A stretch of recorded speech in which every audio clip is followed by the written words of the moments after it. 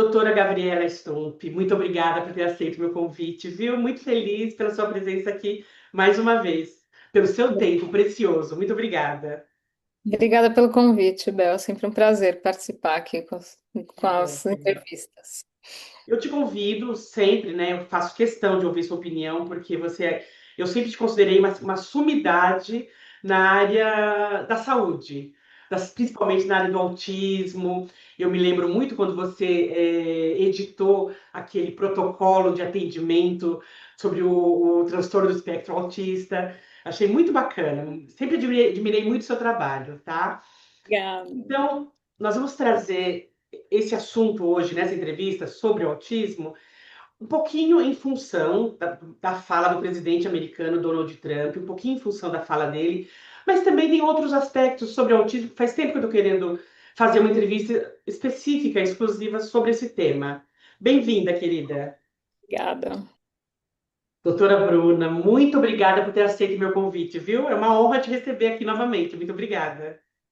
Imagina, Bel, eu que agradeço. Eu também fico super feliz aí de poder estar aqui, conversar um pouquinho sobre esse assunto. Então, também um prazer, né? Você ter esse convite aí para mim foi também um prazer. Bacana, muito obrigada, querida. Bom, estamos conversando hoje sobre autismo. Já tive um bate-papo com a doutora Gabriela Stump e agora eu quero conversar contigo sobre o mesmo assunto para a gente colocar as duas opiniões no mesmo vídeo, porque é um assunto assim, fazia tempo que eu estava querendo desenvolver, sabe? E eu acho que nada melhor do que um especialista para falar sobre esse assunto, né? Psiquiatra é o campo que melhor se aplica para a gente desenvolver esse assunto sobre autismo, tá bom?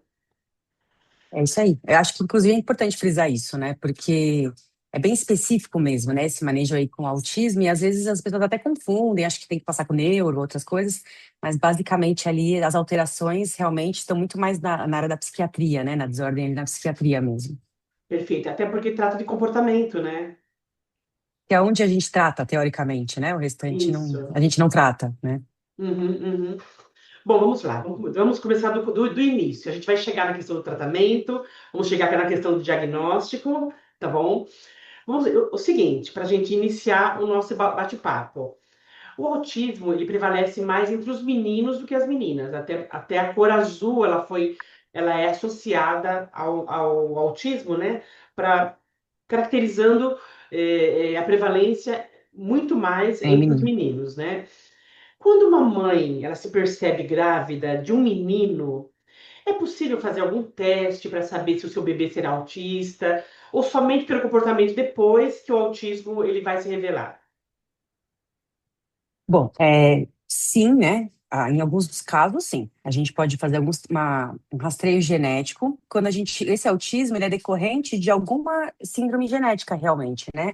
Algo que a gente porte no nosso DNA, que a gente porte aí nos nossos genes, que a gente possa transmitir para os nossos descendentes, como, por exemplo, né, uma outra síndrome, como a síndrome de Down, né? A gente dá um exemplo aí, outras coisas que podem estar associadas realmente a alterações que a gente pode ver tanto na genética como na gestação, né? Uhum. O fato de ser menino em si, o que foi estudado até hoje é que realmente existe uma prevalência, mas até hoje não se sabe o porquê realmente, né? O fato, a gente até brinca, o que que é o fator de risco para o autismo? Na verdade, a gente não consegue isolar especificamente. Se a gente for pegar uma lista enorme, um fator de risco para ser autista é ser menino, né? Tô pensando nisso. Então, Entendi. realmente é uma síndrome, né? Um conjunto de sintomas e sinais que é multifatorial. Ele pode ter uma origem genética, uma origem neonatal, né? Uma origem ali que possa desenvolver até mesmo durante o parto, né? Em que a pessoa possa ter alguma alteração ali, numa paralisia cerebral ou algo assim. Causa uma deficiência. Essa deficiência leve aos sintomas de autismo também, né? Então, existem várias etapas aí, durante esse processo da gestação e do parto, né, e até do nascimento, que podem causar alterações ali, principalmente orgânicas, né, que vão gerar esses sintomas de autismo.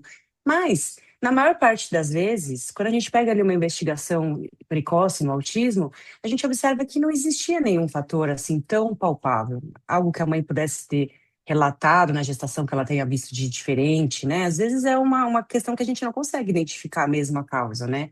Então, acho que você me perguntou assim, principalmente as mães que têm menino e tal, né? Acho que a primeira coisa é a gente também dar uma relaxada no sentido de que a maior parte das vezes vai dar certo a gestação, né? Então, desde que o mundo é mundo, a gestação, ela dá certo. Uhum. Mas alguma coisa a gente pode sim isolar. E o que que são essas coisas? Essas que estão no nosso controle. A nossa genética, a gente não está no nosso controle. Muitas vezes a gente só vai perceber realmente que tem alguma alteração quando nasce, e aí a gente faz um teste genético no nosso filho e descobre que a gente tinha também. Fala, nossa, olha só, né? Não sabia. Mas outras coisas sim, como por exemplo, realmente a saúde materna, né? As condições ali da gestação, as condições ali do parto, né? São ali outras coisas que realmente estão no nosso alcance, se a gente está grávida ali a gente pode cuidar, que a gente pode vigiar para que tenha uma chance menor aí de ter qualquer uma dessas intercorrências e levem a esses sintomas dentro dessas características do transtorno do espectro autista. Perfeito. O censo de 2022, que é o censo mais recente, ele revelou que no Brasil nós temos 2 milhões, quase 2 milhões e meio de brasileiros com autismo, 2,4 milhões, com prevalência maior em meninos, principalmente meninos de 5 a 9 anos. E por quê? Por que principalmente meninos têm autismo? Provavelmente por uma questão, né, das meninas terem uma resiliência genética maior, né? Os meninos, eles têm ali, né, uma predisposição maior por questões genéticas, né? Então, eles têm uma resiliência menor, não só para autismo, né, mas outros distúrbios do neurodesenvolvimento acometem mais meninos. Isso. Mas gostaria de falar um pouquinho sobre os desafios dos diferentes graus de autismo. Existe um número de graus? Quantos graus existem e como que eles se revelam? Na realidade, o DSM-5, né, ele coloca 3 níveis de suporte que ele coloca, então nível 1, nível 2, nível 3, sendo o nível 1 mais leve e o nível 3 o mais grave. Ele é bastante arbitrário, porque o nível 1 de suporte é aquele paciente que precisa de pouco suporte para que ele possa ter ali a comunicação social, para que ele possa, né, interagir no ambiente com as pessoas e para que ele tenha, né, dentre os comportamentos, que ele possa mudar de comportamento, mudar o foco de comportamento, né, como eles têm aquela fixação por alguns temas, mas então pouco suporte para isso, e o grau 2 um suporte intermediário, grau 3 um suporte importante, que seria quase assim, um suporte integral. Então, é uma criança que precisa, né, de suporte em tempo integral para que haja comunicação social e para um comportamento ali, né, uma modulação de comportamento.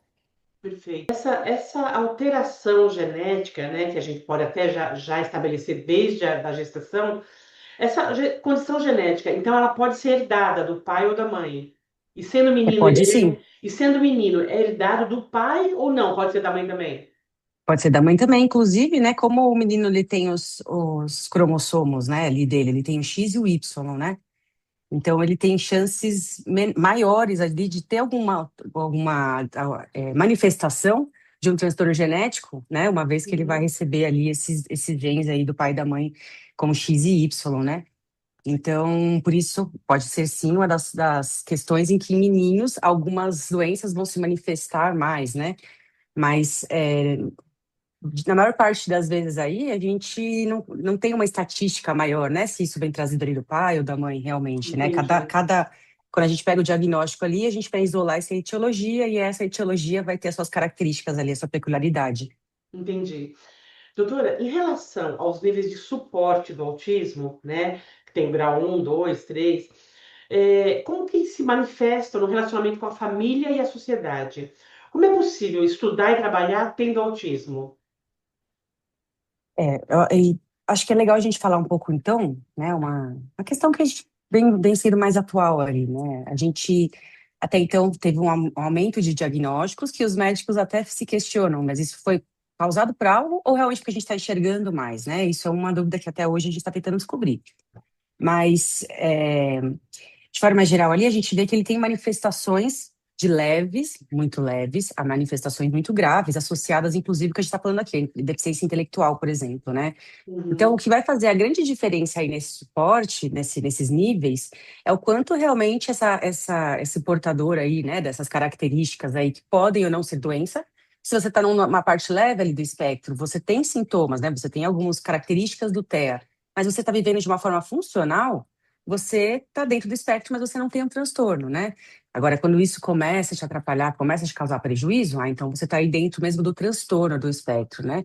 E aí, dentro desse transtorno, o que que a gente vai fazer de diferença mesmo seria essa caracterização do quanto de suporte que esse ser humano aí vai precisar para justamente fazer isso que você está falando, né, Bel? Conseguir ter a vida mais funcional possível dentro daquilo que ele traz de vantagens, né? Então, muitas vezes a gente pega, né, graças a Deus a gente consegue identificar pequenininho e desenvolver pelo menos aí a autonomia, né? Desenvolver ali algumas condições para que, dependendo desse nível de suporte, desde que seja leve até mais grave, a gente consiga dar condições, né? Uhum. Mas, um pouco para responder objetivamente, esse suporte ele vai variar realmente, né, de acordo com o nível ali, e o nível ele está basicamente atrelado a essa capacidade de, por si só, essa pessoa conseguir ali, né, ter essa facilidade de transitar no mundo nas todas as esferas da nossa existência, né, tanto da parte da educação como da parte do desenvolvimento e etc. O autismo não é uma doença. Quem é autista não é um doente, né? É uma condição genética de neurodesenvolvimento. E a gente tem acompanhado, doutora Gabi, que muitos adultos ultimamente têm se percebido com autismo. A gente escuta falar, poxa, eu descobri, fiz um diagnóstico, um exame e eu sou autista. Isso já adulto. Mas, em geral, o que sempre se estabeleceu é que o autismo se revela, né, ele se coloca, ele aparece na primeira infância, logo, inclusive em bebês é possível a gente descobrir o autismo. Por que que tantos adultos estão se descobrindo autistas? Bom, eu acho que tem uma questão que eu acho importante pontuar, que eu acho que tem muitos erros diagnósticos. As pessoas estão se percebendo autista, não é assim que se faz um diagnóstico, né? Eu preciso de um diagnóstico formal, de uma avaliação adequada, e esta avaliação contempla obrigatoriamente um levantamento de dados da primeira infância, né? Então, o que pode acontecer, a pessoa precisa necessariamente ter características do TEA na primeira infância, isso se mantém, né? O que pode acontecer é que é um quadro leve, que na primeira infância não tinha características, mas não tinha prejuízos claros, porque a demanda social é baixa e ele vai passar a ter dificuldade a partir do momento em que a demanda social aumenta. Tá? Então, Uhum. tem muitos pacientes que eu tenho visto que não têm um quadro de autismo, eles se identificam com as dificuldades dos pacientes com TEA. Porém, as dificuldades deles não se explicam por um quadro de TEA. Não significa que eles não tenham as dificuldades. Dificuldade social existe em diversos problemas da psiquiatria, transtornos da psiquiatria, e dificuldade social existe sem transtorno, né? A gente pode ter dificuldade social sem que haja um transtorno, um diagnóstico.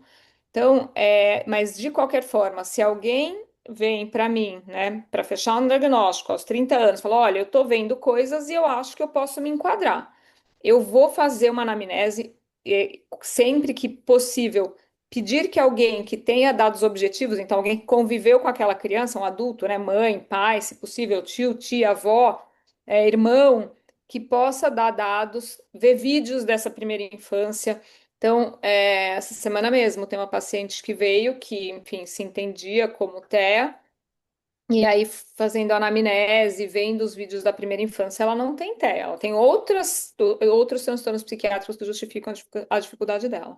Interessante. Ou seja, embora a pessoa se sinta ou se considere com autismo, tem que haver esse diagnóstico junto ao profissional e tem que ter uma relação com a vida toda, né? Sim. Não basta você ter dificuldade de relacionamento, você ter uma tendência a se isolar socialmente, ter dificuldades de amizades ou de atividades sociais, mas esse diagnóstico de autismo tem que estar relacionado com a infância, com a vida toda. Voluntariamente. Você precisa, porque é um transtorno de neurodesenvolvimento. Se ele não aconteceu ao longo do desenvolvimento, ele não é TEA, né? Porque daí a gente está quebrando justamente o conceito básico. Se ele é um Perfeito. transtorno de desenvolvimento, eu preciso ter características ao longo do neurodesenvolvimento, mesmo que não seja grave o suficiente para que tenha um diagnóstico. Doutora, e assim, falando na questão de relacionamento, estilo de vida, sedentarismo e alimentação, De que forma que esses aspectos podem favorecer a instalação do autismo? Estilo de vida, porque alguns estudos mostraram que a questão da relação entre cérebro e intestino poderia haver manifestação do autismo. De que forma? Porque intestino a gente sempre relaciona com alimentação, né? Com dieta, com escolha dos alimentos. Como é que se dá Perfeito. isso relacionado ao autismo? Hoje em dia tem esse grande estudo aí, né, em relação a essa parte da flora intestinal, porque até então, a gente tratava o estômago como um órgão que não existia no sentido de que ele fazia parte de uma parte cerebral do nosso corpo, né? A gente tratava o intestino simplesmente, ele fazia parte de uma engenhoca que tirava o negócio ali como se ele fosse uma máquina, né? E na verdade não, o intestino ele tem que ser muito bem articulado pelo nosso sistema nervoso, pela nossa parte ali neurológica mesmo, né?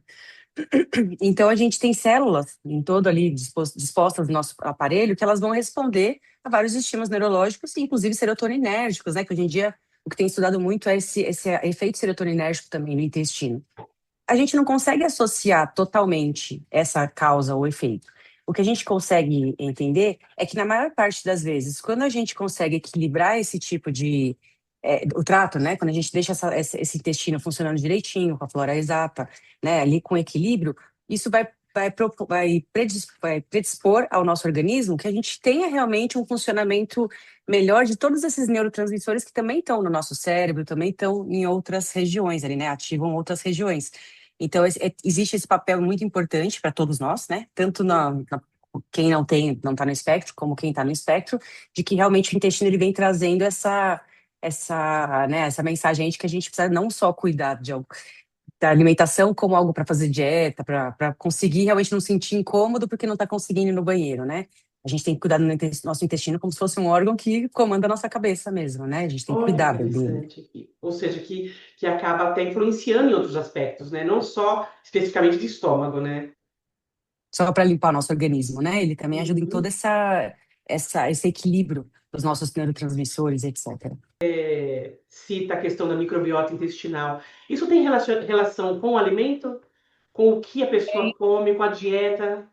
Tem relação com dieta, então dieta inadequada principalmente com excesso de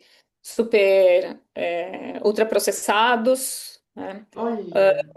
Dieta desbalanceada, tem relação com o estilo de vida como um todo, então sedentarismo altera a microbiota intestinal, estresse altera a microbiota intestinal, alteração de sono altera a microbiota intestinal, então está tudo relacionado com a questão de estilo de vida, né? Uhum. Muito interessante. Agora, falando na questão do organismo, recentemente o presidente americano ele colocou mundialmente que alguns medicamentos que o pessoal usa, vai na farmácia ali, assim como a gente compra remédios para o estômago, né, por exemplo, a gente pega ali um antiácido, a gente vai na outra gôndola, pega um paracetamol, né, um Tilenol para dor de cabeça, e o presidente americano, recentemente, ele colocou que o paracetamol, o Tilenol, ele pode causar autismo se for consumido por uma gestante. Foi um impacto gigantesco, porque o que o presidente americano fala, né, reflete no mundo inteiro. Qual a sua opinião sobre isso, doutora? É, realmente, o Trump fala coisas que ele deveria se responsabilizar um pouco mais, na minha opinião, né? Uhum. Justamente por isso que você falou, né, Bel? Ele tem um impacto, a comunicação dele ali atinge vários ouvidos, né? Tem gente ali que não tem informação nenhuma, basicamente, ali para condições de se informar sozinho, que tá vendo noticiário num país pequeno ali e tá vendo ele falar isso, né? Então, por isso que eu falo que realmente esse anúncio deveria ter muito mais responsabilidade do que foi dito. O que, até quando a gente, né, eu vi isso, eu fiquei pensando, nossa, por que será que ele está trazendo isso à tona de novo, né? Porque isso é uma coisa que já tinha acontecido em alguns momentos ali, anteriormente, no nosso passado, né? Esse movimento, ele falou do paracetamol e das vacinas, né? As duas coisas que ele Uhum. relatou ali. Já existiu essa confusão muitas vezes na ciência, em que as pessoas tentam fazer estudos em que elas vão buscar a causa do autismo, e aí quando elas começam a fazer esse relatório aí, né, para paciente, né, o anterior, o que aconteceu na gestação, etc., ela vai colocar informações que vão aparecer em comum. Por exemplo, você usou o paracetamol? Ah, eu usei, né? Você tomou vacina? E aí a maior parte das vezes, quando a gente vai cruzando os dados, a gente vai ver que existe uma presença disso junto com esse diagnóstico. Mas isso não quer dizer, isso é uma coincidência. Isso é um dado que a gente está olhando de uma forma que eu só estou dizendo que no mesmo lugar existem duas coisas. Eu não posso dizer que essas coisas elas são coexistentes, né? Elas estão ali influenciando uma outra. Existe Uhum, uma causa quanto a isso, né? uhum. Então ele Causa foi e muito efeito. leviano. Exato, né? Não dá para afirmar que aquilo causa aquilo. Aquilo é uma coincidência, né? Então ele foi bastante leviano, porque ele não soube interpretar muito bem aquilo que talvez tenham passado para ele, né? Uhum. Existem sim alguns estudos que fazem, né, essa correlação aí, tanto das. Já existiu e já foi muito derrubada a história das vacinas, essa realmente não dá mais para discutir. Mas agora com paracetamol, né, já foi também, caiu bastante, né, essa teoria já por terra, porque a gente conseguiu já fazer outros estudos que comprovam que não. Na maior parte das vezes, né, esse dado aí, esse uso, ele é controlado. Mas eu vou fazer só uma ressalva, que aí da parte médica, né, eu usaria o discurso dele ali para poder orientar aqui. Uhum. Tudo que é um excesso é ruim. Se a gente está realmente numa gestação, né, os estudos demonstraram que, na maior parte das vezes, se tinha alguma alteração maior, era uma gestante que fazia um uso muito mais prolongado e de doses muito altas, né, Uhum. da medicação. O que às vezes dá errado realmente nesse tipo de acontecimento é justamente o fato do paciente se automedicar, né? Se essa medicação ela é prescrita de uma forma que tem uma indicação médica, que você tem ali uma responsabilidade de um profissional que sabe que naquelas condições aquilo não vai te fazer mal, você pode confiar nesse profissional que tem aquela formação para aquilo, né? Então, eu acho que nesse sentido, claro que vale um alerta. Você, na sua gestação, você está tomando doses absurdas de paracetamol, você está tendo que se medicar nesse nível, talvez seja legal até fazer uma avaliação médica para ver se o que está acontecendo, né? Porque está sendo necessário isso. Uhum. Mas não especificamente isso vai ser algo que você precisa se preocupar, porque realmente existe a correlação entre essa alteração, né? Aí para poder gerar o autismo. Perfeito, né? O presidente americano falou abertamente e caiu como uma bomba no mundo todo, né? Porque o que ele fala, né, todo mundo presta atenção.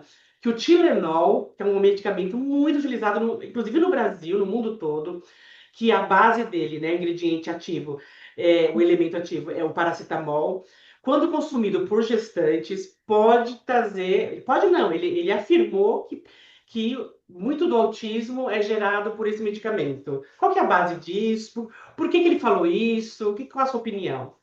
Existe estudo que aponta que, eventualmente, um aumento de risco quando há um uso excessivo, sendo que não há o que que é excessivo, o que que não é excessivo, né, de Uhum. paracetamol na gestação. Então, existe estudo que aponta para isso, mas a hora que você vai ver, né, a qualidade do estudo e o controle de viés para isso, aí você perde essa associação ela não é mais tão importante, tá?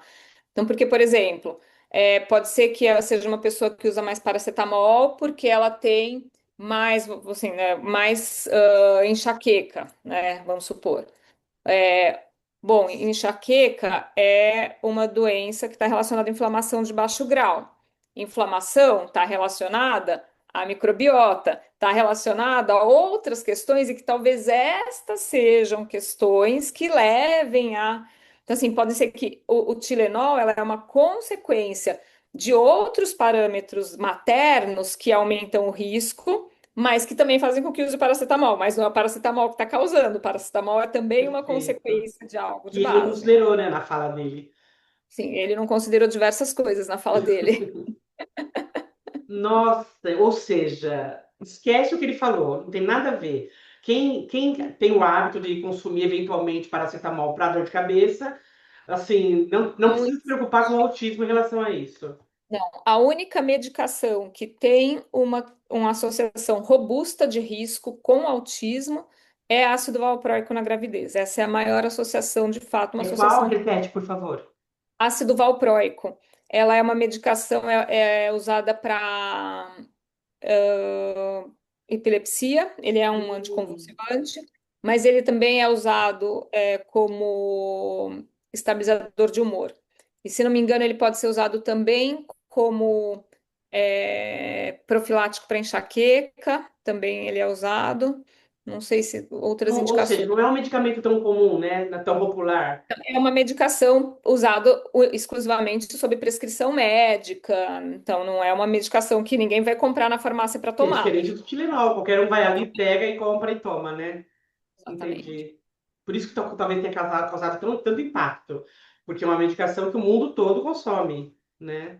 Dentro do campo do Tilenol e do paracetamol, existe algum medicamento que de fato deve ser evitado? Existe algum medicamento que pode causar, algum outro medicamento que pode causar autismo? E existe algum medicamento que pode prevenir o autismo? Sim e não, Uhum, né? É, na verdade, a gestação é um momento muito delicado da vida, né, da mulher ali, porque a maior parte das medicações vão ser, sim, passadas para o feto, né? Então, em alguma parte do desenvolvimento, medicações de classes diferentes vão poder, sim, impactar de forma direta nesse desenvolvimento do bebê. E medicações muito mais simples do que a gente imagina. Antibióticos, até anti-inflamatórios, né? Que quando a gente usa de uma forma irresponsável, dependendo do estágio ali da gestação que você está passando, pode sim causar algum tipo de malformação mais específica para aquela classe medicamentosa, até remédio de pressão, né? Tanto que na gestação, realmente, foi muito delicado o Trump falar isso, porque a gestação, basicamente, o que é liberado é o paracetamol. A maior parte das outras coisas é olha. liberado com parcimônia, né? A gente Uhum. indica o uso caso exista um custo-benefício. Se não existir, a gente evita, né? Na maior parte tem categorias, né? FDA, que é A, B, C, né? Para a gente poder entender se aquilo é seguro ou não. Se ele está Uhum. numa categoria que realmente, né? O paracetamol está nessa categoria que pode ter estudos que mostram que não dá nada. Outros estão nessa categoria. Ó, a gente não sabe se vai dar alguma coisa, mas é melhor evitar, né? Então, a gestação é muito delicada nessa fase, né? A maior parte dos remédios deve ser, sim, evitado. E se você precisar fazer uso, você vê com a sua ginecologista ou com um especialista, né, que está te acompanhando nessa área, para realmente ver se esse remédio é indicado na gestação.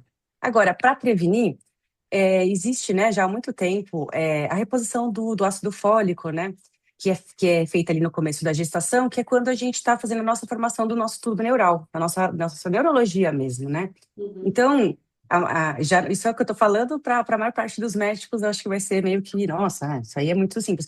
E realmente, parece, né, uma reposição. A maior parte das gestantes, quando começam já no pré-natal, elas já entram com essa reposição, né, é um protocolo, basicamente. Então, a gente não vê mais nada disso, graças a Deus, acontecer, porque a gente tem essa reposição como um protocolo. Mas, né, uma coisa simples, que evita realmente essas malformações neurológicas posteriores, né, porque ela favorece aí essa construçãozinha desse encéfalo aí que está se formando. Entendi. E esse ácido fólico seria por meio de suplemento ou alimentação? Aí na questão da gestação seria por meio de suplemento mesmo, né? Porque como a gente estava Hum, gestando, precisa de uma quantidade maior. Para um ser humano normal, não. Para o ser humano normal pode ser através da alimentação, né? Mas uma alimentação rica em folhas, que nem todo mundo às vezes consegue aderir. uhum. Mas de forma geral, ali na gestação, não é o suficiente, né? Por isso que a gente tem o protocolo, inclusive, no Ministério de Saúde e tal, que iniciou o pré-natal ali. Inclusive, as mulheres que fazem, né, aquelas consultas até antes de engravidar, a maior parte dos médicos já começam a reposição para justamente evitar aí essa malformação. Então, a gente tem Ótimo. poucas, né? A gente vê menos justamente porque existe esse cuidado aí na maior parte É das. possível que pessoas passem a vida inteira e que nunca sejam diagnosticadas, nunca busquem esse diagnóstico, simplesmente se sentem esquisitas, se sentem meio deslocadas socialmente e nunca busquem esse diagnóstico. E tudo bem? Ou é importante você ser diagnosticado? Qual que é a importância do diagnóstico desse quadro? Diagnóstico ele só é importante se você está precisando de algum apoio, né? Eu entendo assim, se você está bem, né, com a sua forma de funcionamento, se você entende que você não está tendo prejuízo, se você não precisa, né, de nenhum tipo de cuidado ou mesmo de explicação, eu acho que o diagnóstico ele pode servir para cuidado, mas pode servir também para uma explicação. Fala, bom, ok, agora eu entendo, né, as minhas dificuldades, mas eu não quero mudar nada, tá tudo bem, né?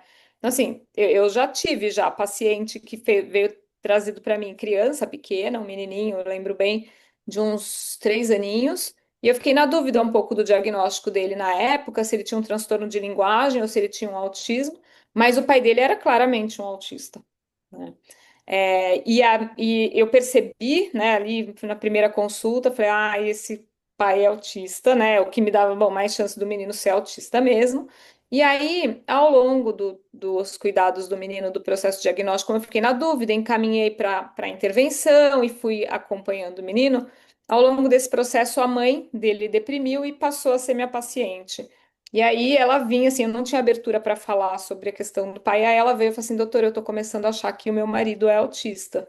E aí ela começou a... Eu falei, sim, seu marido é autista. Olha só. Então, Ou mas ele era seja, isso, você né? começou cuidando do bebê, da criança, e acabou, né? Eu não cuidei do pai, né? O diagnóstico foi, inclusive, conversado com a mãe e eles estavam num momento em que eles acabaram se mudando por questões do trabalho do pai, Uhum, e que se relacionava ao autismo, ele acabou sendo transferido daqui para a Suíça. Ele trabalhava numa grande multinacional uhum. e ele foi transferido para a Suíça. Então, não acompanhei, não sei que desfecho deu em relação ao possível, provável diagnóstico do pai. Mas ele era uma pessoa que não tinha necessariamente por quê, né, buscar um diagnóstico. Claro, isso, o diagnóstico ajudaria questões do relacionamento, das dificuldades que a esposa percebia entre eles, das dificuldades que eles tinham quando estavam em outros ambientes sociais. É claro, isso para ela ajudou a fazer sentido algumas coisas e pode ajudar a direcionar. Mas eu não via, né, nele, o suposto paciente, o pai do meu paciente, uma demanda que fosse dele. Olha só. Até porque a pessoa pode ser diagnosticada com autismo, pode até buscar, de repente, entender o seu comportamento e tentar, talvez, fazer uma adaptação do seu comportamento, mas não existe remédio para curar o autismo, né, doutora? Até porque não é uma doença. Não, não é uma doença, isso, não existe remédio, mas não que a gente não esteja buscando na ciência, né, uma mudança do, enfim, precoce para que a gente não tenha o desenvolvimento do transtorno, né, do espectro autista, né? Uhum, Existem estudos, um estudo multicêntrico bastante robusto que está examinando, pegando ali uma corte de pessoas de risco que são, sejam bebês de risco, então bebê de risco são aqueles que já têm um irmão TEA, ou gestantes que já têm um filho TEA, e eles uhum. estão acompanhando, avaliando microbiota intestinal, exames metabólicos, genéticos, questões ali ambientais, para que eles começando a ideia, a perspectiva do trabalho é que começando a perceber alterações precoces desses parâmetros, quais intervenções que podem ser feitas na microbiota intestinal em relação a, enfim, uso de alguns moduladores ali de microbiota, alterações, né, de estilo de vida, mudanças ambientais, mudanças de, enfim, intervenções, possíveis intervenções metabólicas, para que a gente não, né, não tenha o desenvolvimento do quadro. Então, Interessante. embora seja, é uma forma, né, de estar no mundo e tudo mais, tudo bem, eu entendo, é fato. Mas, né, a gente tem, né, a busca para que a gente não tenha o desenvolvimento, até porque grande parte deles são pessoas com quadros graves, com muita Uhum. disfunção, com muito sofrimento. Então, a gente tem, essa é a perspectiva agora da ciência. Às vezes. Perfeito. Doutora, é possível confundir o diagnóstico de autismo com outros, com diagnóstico de outros transtornos, por exemplo, borderline, bipolaridade, e aí a pessoa, eu acho que eu sou autista, acho que eu sou meio autista, Perfeito. Nossa, isso é um desafio, Bel. não é? É muito desafiador. Justamente por esse espectro tão grande que a gente está relatando, né? É, quando a gente tinha o autista das antigas, que eu falo, né? Que é o que realmente a gente chama de autista, que é aquele que não se comunicava, etc., era muito claro para a gente saber que aquilo era autista. Mas a gente hoje em dia tem as pessoas que têm os sintomas do autismo que estão prevalentes aí no dia a dia delas, né? E associado a isso, elas também têm sintomas de outras síndromes psiquiátricas, né? A gente é complexo. A gente, da nossa formação, não é à toa que a gente vai ter um sintoma de autismo, que a gente vai ter um sintoma muito específico, porque o cérebro ele vai ter que justamente passar por essas fases de evolução aí, né, e completar esse ciclo. O Uhum, autismo, teoricamente, essas fases não estão tão bem evoluídas. Né? Então, a gente, pensando como ser humano, a gente também vai estar dentro desse autismo aí em algum momento da nossa vida, né? Em graus variáveis. uhum, Só que isso, na maior parte das vezes, está associado também a algum outro transtorno psiquiátrico. E esse transtorno psiquiátrico, na maior parte das vezes, é o que realmente está causando sofrimento ali para o paciente, né? uhum, Quando a gente está falando em casos leves aqui. Os sintomas do autismo, eles são muito parecidos com vários outros transtornos psiquiátricos. né? Então a gente tem, às vezes ali, até próximo ali a um quadro de toque um pouco mais grave, a gente às vezes confunde com autismo. Às vezes quando a gente está ali, realmente o borderline, né, que está numa fase muito disfuncional, ali também a gente confunde. E o TDAH, né? TDAH também a pessoa ela acaba desenvolvendo uma personalidade mais esquisitona decorrente das dificuldades que ela vai tendo ali, né?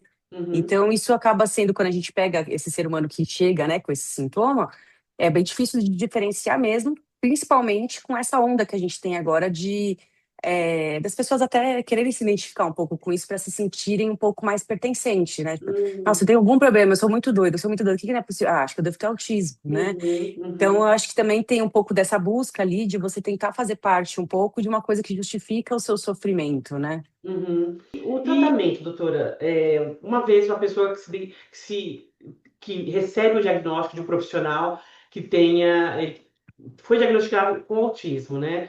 Qual o tratamento? Tem Como ele remédio? é um. Qual é o É, remédio? Né? sim.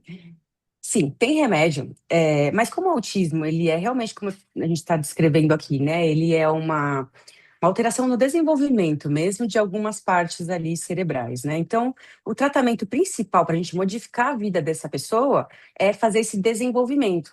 Quando a gente pega aquela criança pequenininha, a gente precisa aprender, deixar ela aprender a andar, falar, socializar, né? Isso é o tratamento mais importante ali do autismo. Quando a gente está igual adulto, na maior parte das vezes ele já está mais funcional, né? Então a gente acaba tratando ali a parte ali do sofrimento, né? Não tanto ali essa parte do desenvolvimento das habilidades, mas mais do sofrimento que esse transtorno acaba trazendo para ele. Uhum. É, em todas essas fases, e também em decorrência dos níveis, a gente vai ter sintomas de várias espécies. A gente, por exemplo, vai ter criança que vai ter um pouco mais de agressividade, né, agitação, hiperatividade. E a gente, às vezes, vai pegar num adulto ali que já está numa fase que está sofrendo a questão social, ele já vai estar talvez mais depressivo, né? A gente vai ter uns sintomas diferentes ali, inerentes àquele momento que ele está vivendo. Então, basicamente, o que a gente faz é tratar esses sintomas que o autismo acaba gerando, né, nessa dificuldade que ele traz aí no convívio do dia a dia, e a gente poder diminuir um pouco esses sintomas para que a gente dê essas ferramentas aí para a pessoa desenvolver essas limitações aí, cada um vai ter, né, especificamente um pouco mais aí numa parte ou outra. E aí a gente indica as terapias também, né, decorrentes daquilo que a gente identifica ali como algo que precisa ser desenvolvido, precisa ser ampliado. Ou seja, trata-se o sintoma, né? Só os sintomas. Aguarda-se identificar qual é o tipo de sofrimento que está gerando para tratar esse sofrimento. Isso, a gente acaba realmente assim, tendo que identificar aquilo que o paciente traz como o que está alterando a vida dele, né? A gente não consegue Uhum. alterar a doença em si. Não Sim, vou conseguir dar um remédio que vai tratar o autismo, né? entendi. Tanto que se o paciente ele só vem pelo diagnóstico, às vezes o paciente só quer ser diagnosticado, ele está super bem, né? E a gente fala, ah, tá bom, você está diagnosticado, agora volta vai lá viver sua vida. É isso, né? Não tem que tratar nada. Agora você continua vivendo a sua vida. Mas, olha, decorrência do autismo, eu tenho me sentindo muito só, tal, tal, tal, né? Não consigo socializar, tô me sentindo mais depressiva. A gente, né, entra com antidepressivo. Ali na fase da infância, olha, é muito agitado, bate, bate e tal. A gente entra ali talvez com uma medicação mais indicada para isso. E aí a gente vai medicando até, né, realmente esses sintomas diminuírem. E aí a pessoa segue a Entendi. vida dela. Só Perfeito, continua a vida perfeito. dela. Eu gostaria de agora de abordar uma questão sobre os desafios de quem cuida, né, na área do autismo, né? Nós temos visto alguns artistas assumindo os seus filhos autistas, como o Marcos Mion, o chefe Fogaça, Henrique Fogaça, que tem filhos com deficiência intelectual, né? Mas, na prática, os grupos que eu acompanho relacionados aos cuidados de pessoas com TEA, nós vemos muitas mães, principalmente a mãe que carrega essa responsabilidade, né? O que fazer, né? Como é que é possível existir algum mecanismo para amenizar o dia a dia dessas mães, a luta dessas mães? Qual que é a sua mensagem para as mães que cuidam de crianças ou de adultos autistas? Olha, a minha percepção ao longo de todos esses anos é que as mães de criança com TEA são as mães mais engajadas. Eu acho que eu já devo ter falado isso para você em outras conversas nossas. Isso se for comparada com outras deficiências, tá? Há muito tempo atrás, eu não sei, nunca mais revi isso, existia também estudo mostrando que o grau de sofrimento de mães de crianças com TEA é maior do que o grau de sofrimento e adoecimento psíquico do que de crianças com outras deficiências, tá? É, a minha mensagem é que se crie uma rede de apoio, né? Que a mãe tente manter uma rede de apoio. Acho que tem um movimento de mães como um todo, né? De pegar aquele bebê só para si, né? Aquele bebê é meu, a cria é minha, você não quer. E isso é natural, eu acho, das mães, né? Não quer nem que o Uhum, pai chegue perto, né? Todo uhum, mundo faz errado. E eu acho que a gente tem que fazer isso na maternagem como um todo, né? A gente. Enfim, delegar essa questão, de certa forma, né, dos cuidados. Eu acho que assim, tem uma frase que eu acho muito interessante, né, que quem cria uma criança é a comunidade que cria uma criança, né? Acho que antigamente a gente tinha muito isso da comunidade sendo, né, de fato, responsável pela criação das crianças, e os não filhos são filhos de todas as mães, né? exato. E assim, é claro que não é isso que vai acontecer, mas que a mãe não pegue aquilo só para si, né? E entendendo que ela tem que fazer tudo e que só ela pode fazer e que se ela não fizer, a culpa é dela, a responsabilidade é dela. Não, né? Acho que assim, é algo que ela precisa de fato pensar para delegar, ter tempo para si, ter tempo para autocuidado, não, né? Não abdicar de todas as suas enfim, funções, papéis, gostos, né, Uhum, em prol de filho nenhum. uhum. Então, eu acho que, mas é um movimento muito frequente. É bom que ela compartilha essa responsabilidade, né? Para sobrar um pouco de tempo para ela também, né, doutora? Doutora Bruna, quem tem uma pessoa autista em casa, né, na família, em geral, sobrecarrega mais uma pessoa do que os demais membros. Geralmente fica com a mãe, né? A mãe é a principal responsável, a principal cuidadora, e, em geral, ela fica realmente bastante, dependendo do grau, né? Do grau de suporte do autismo, ela fica bastante sobrecarregada, né? E aí minha pergunta é assim: quem cuida de quem cuida, né? De que forma a gente poderia dar uma dica para amenizar essa carga das mães que cuidam de quem tem autismo? A gente, assim, né, só um dado realmente de observar. Nas consultas, né, que a gente faz no ambulatório de autismo, realmente a gente vê um volume de mães muito grande, né? Tanto que a gente usa até esse termo aí para poder usar como um grupo mesmo identificado. Fala com as mães, né? As mães do autismo, a gente sabe que elas realmente têm uma característica peculiar, né, das mães que têm filhos assim. Uhum, É muito mais difícil ser mãe de uma pessoa que tem deficiência, porque se a gente, como mãe, já quer cuidar do nosso filho e não quer que ele sofra nada, você imagina um filho que você sabe que vai sofrer, porque tem uhum, uma limitação que é diferente dos outros, né? Isso traz uma insegurança muito grande. Na maior parte das vezes, faz com que essa pessoa se afaste dela mesma. E aí a pessoa vira uma codependente, né? Ela tá ali, ou até uma dependente, né? Que a gente chama que talvez a pessoa que tem a deficiência é o dependente. Ela é uma codependente, ela precisa ali daquela existência para ela poder ter algum motivo também para existir, né? Ela acaba se desligando dela mesma. Então, realmente, esse olhar do cuidar de quem cuida é essencial, né? Na maior parte aí das vezes em que a gente lida com os familiares que estão aí se deparando com o diagnóstico, ou, né, até no decorrer do tratamento. Uma das características, na maior parte das vezes, do meu atendimento é esse mesmo, né? De identificar como está essa cuidadora, como está esse ambiente aí da família, para poder, na medida do possível, cuidar, nem que fosse, né, realmente numa estratégia medicamentosa, fazer uma terapia, né, ampliar grupos de apoio, mas é muito importante colocar, embutir no tratamento esse cuidado do cuidador, né? Na maior parte das vezes aí que a gente está falando da mãe, porque uhum. esse cuidador, ele com certeza, né, ele vai aí se desligando, vai adoecendo, né, e depois de um tempo acaba que, né, fica um adoecimento crônico, né. Interessante isso que você falou sobre a questão da pessoa ir se desligando de si mesma, né? E acaba colocando a razão da sua vida na existência do outro, né? Agora, de que forma que uma mãe pode aprender, e talvez isso seria muito bom para ela, a compartilhar essa responsabilidade? Porque às vezes ela toma para si, mas será que ela realmente é a única responsável? Né? De repente, tem outros entes da família que poderiam estar apoiando, dando esse suporte também, compartilhando essa responsabilidade. O que você acha? Eu acho que A rede de apoio é uma das coisas mais importantes na maior parte da nossa vida, né?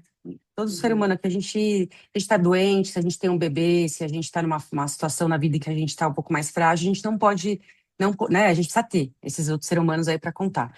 Infelizmente, a gente tem um retrato no Brasil um pouco mais triste, porque a gente vê que muitas vezes essas mães estão muito só, né? Elas não têm essa rede de apoio. E às Uhum. vezes, no ambulatório em que eu trabalhava, eu tinha mães que cuidavam de mais de um, né? Era uma mãe sozinha que cuidava de três, né? Uhum. Então, assim, realmente a mãe ela não tem condições de olhar para ela, porque ela só tem ela e aí tem que cuidar de todo mundo ali, né? Então, eu acho que nessas horas, realmente, a gente tem que conseguir o apoio nos equipamentos mesmo que a gente tem à disposição, né? Acho que, pelo menos na parte do autismo, a gente vem visto aí tem visto esse crescimento desses equipamentos, dos grupos de apoio, porque uma coisa interessante, justamente nessa questão das mães poderem estar em contato com elas mesmas, é que elas viram seus próprios apoios, né? E Uhum. aí isso também acaba fortalecendo, até o fato de uma poder, às vezes, coisa que uma não está enxergando com o filho, a outra consegue, mas eu fiz assim com o meu e também acabou melhorando, né? Então, no mínimo ali o que eu acho que elas precisam é buscar os próximos ali, né? Buscar aquilo que está próximo, aquilo que identifica, para poder pelo menos ter aí um apoio entre eles mesmos, né? E claro que se tiver a família, se tiver um companheiro, se né, a criança ou o adulto tiver, o pai e a mãe, melhor ainda, né? Dividir as tarefas, fazer as coisas de uma forma equilibrada. Mas quando a pessoa não tem essas condições, existem realmente equipamentos que a pessoa pode, né, digo, os equipamentos do município mesmo, né, do estado, que a pessoa pode recorrer também para ter um pouco mais desse acolhimento. Seriam esses equipamentos que você se refere, seriam postos de saúde, seriam instituições? Você pode especificar? Na questão do TEA, eu acho que basicamente as instituições acabam sendo mais acolhedoras, né? Certo. Ah, nos municípios, aqui em São Paulo, a gente tem grandes estruturas, não necessariamente a gente precisa recorrer a pequenas estruturas, porque a gente tem centros de tratamento, né, que o próprio SUS vai referenciar aí para esses locais que já têm esse suporte, que já têm esse apoio.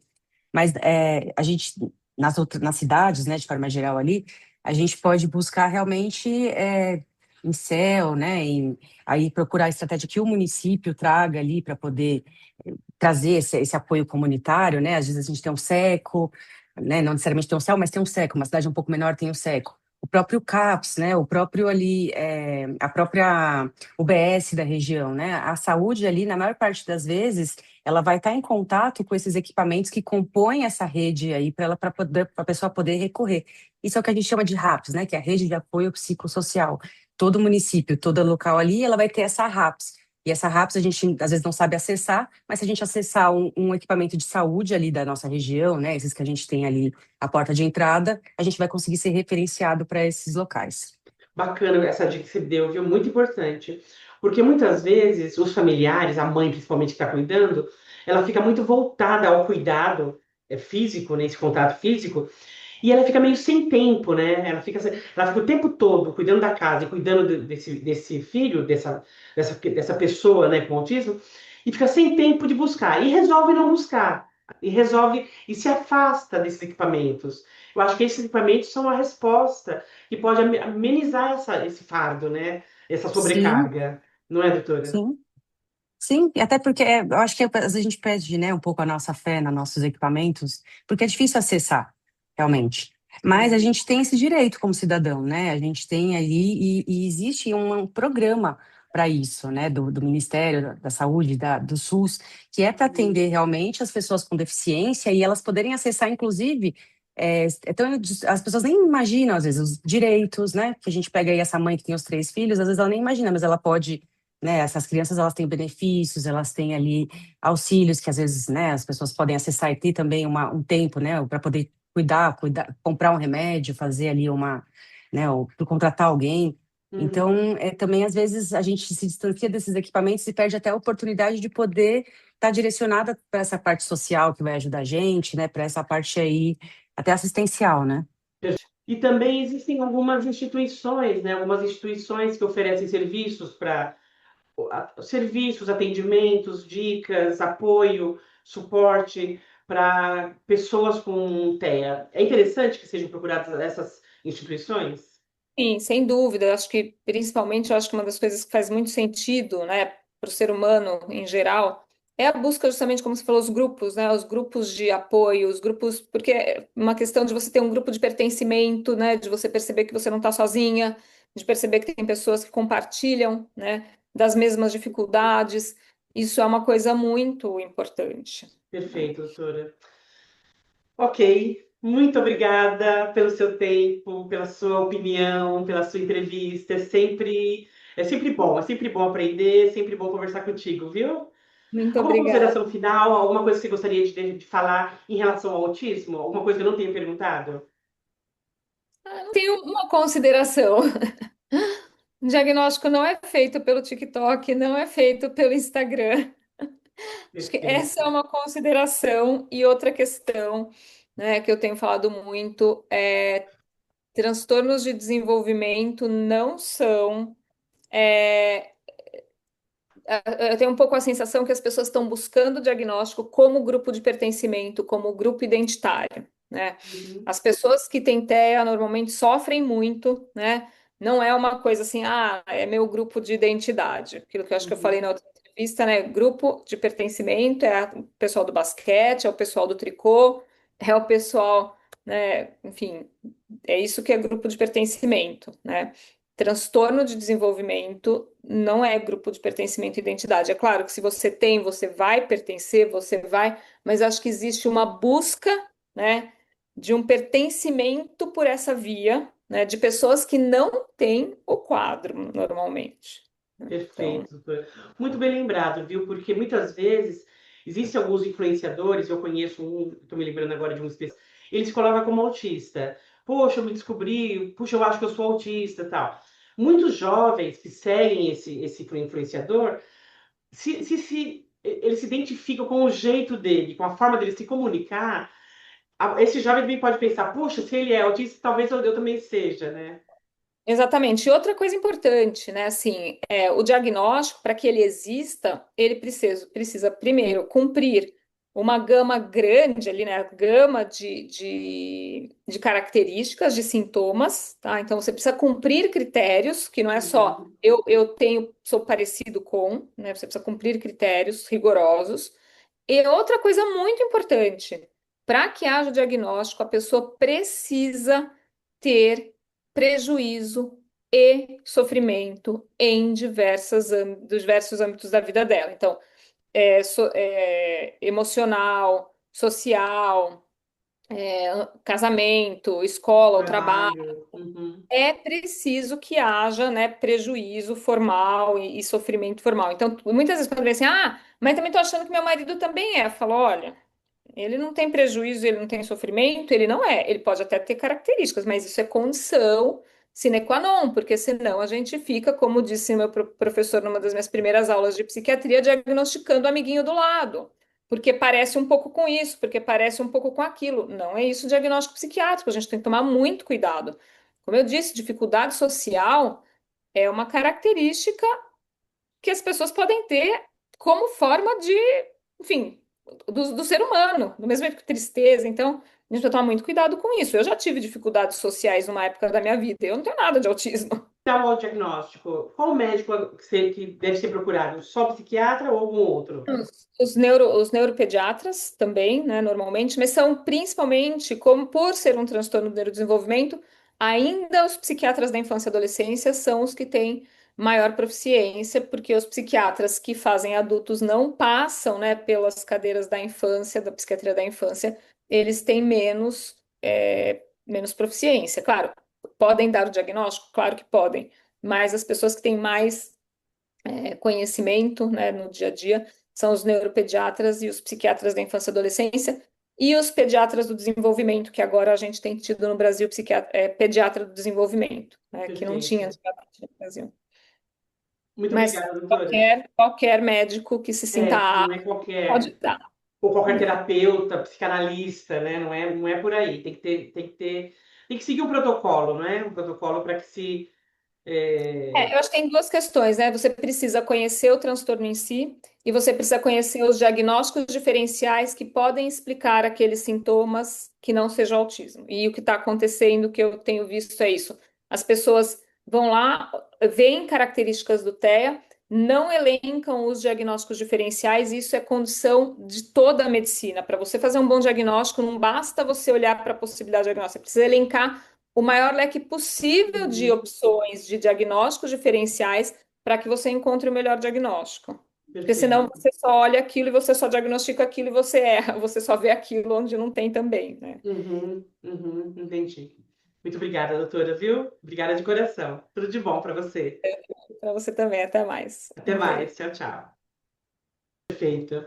Doutora Bruna, quero muito agradecer a sua atenção, viu? O seu tempo precioso que você dedicou para essa entrevista. Muito obrigada. Tem Eu alguma que coisa que você agradeço, gostaria, por Bel. gentileza, umas considerações finais, algo que você gostaria de acrescentar? Uma mensagem para o pessoal que tem autismo? Uma mensagem sobre essa questão do autismo? Fique à vontade. Bom, acho que quando a gente fala no autismo, né, a gente meio que estereotipa um pouco as pessoas, né? A gente coloca ali as pessoas numa caixa e aí acaba que a gente acaba limitando a pessoa, né, com esse olhar. Ah, Uhum. isso traz uma diferença, isso traz um afastamento. Reduzindo a pessoa a essa condição, né? Isso, né? Deixa ela estereotipadinha ali. Uhum. Mas o autismo, limita a pessoa em algumas questões, né? Ela não limita a pessoa para né? Ela pode estar com uma dificuldade em alguma coisa, mas ela pode se desenvolver em muitas outras questões. Então, a minha mensagem, talvez, para quem, né, esteja ali em contato com alguém que tenha TEA, a pessoa que porta o TEA, é que isso é, sim, né, uma característica, um transtorno mental, a gente está aqui debatendo, a gente está ali, mas que não necessariamente isso vai te limitar de que você possa viver sua vida, você possa ter os seus relacionamentos, você possa, dentro das suas potencialidades ali, né, alcançar algum objetivo, estar inserido em algum equipamento, né? Isso é Uhum. assim, a nossa condição humana ali vai trazer as nossas dificuldades, mas a gente tem aí esse suporte todo, inclusive os equipamentos, né? A gente tem aí a medicina e toda a rede de apoio para que essa pessoa possa transitar no mundo de uma forma confortável, né? E confiante também. Perfeito. Muito obrigada, viu, doutora Bruna. Obrigada de coração Obrigada a pelo seu você, Bel. tempo. Uma grata. Muito Obrigada. obrigada, tá? Imagina, ficar com Deus. Tchau, Tchau, tchau. querida. Até mais. Até.